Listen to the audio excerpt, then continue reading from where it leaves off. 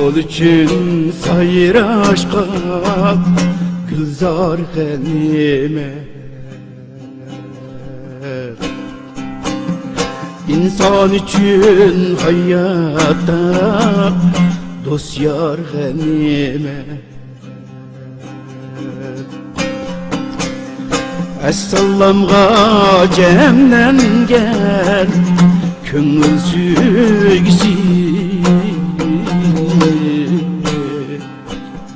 Körüşkende şirin söz izhar ganimet.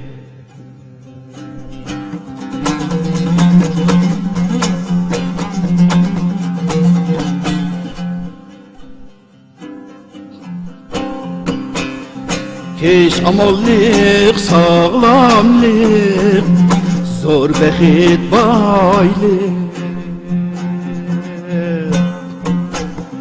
Yaman küzdin saklaşkak, tummar ganimet.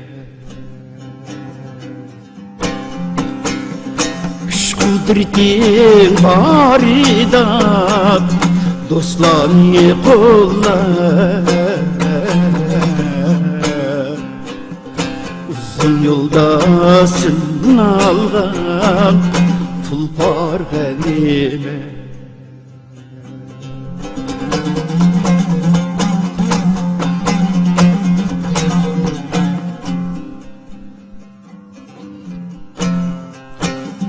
Tenha yaşaş yalnızlık Adem'e azap.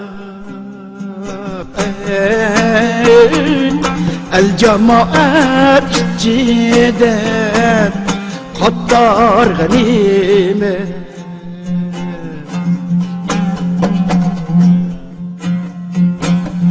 Tökmet etse davet tuğar zimnistan.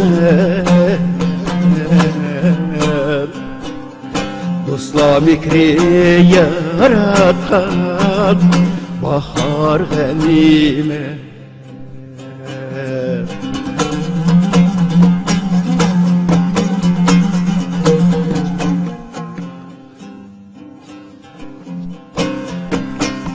Sürgün hayat muhabbet dostlukta izni. Ömürlük tuz vefadar nigar ganimet.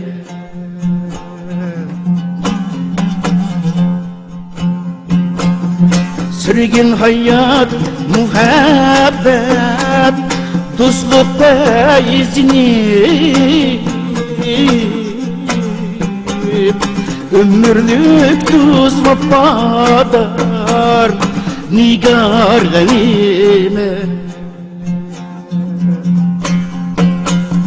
Kim bileydi gitimiz paysimiz baldır. Yoklap kırgın kılamet didar ganimet. Kim bileydi gitimiz kaysimiz baldır. Yoklap kırgın kıslamet didar ganimet.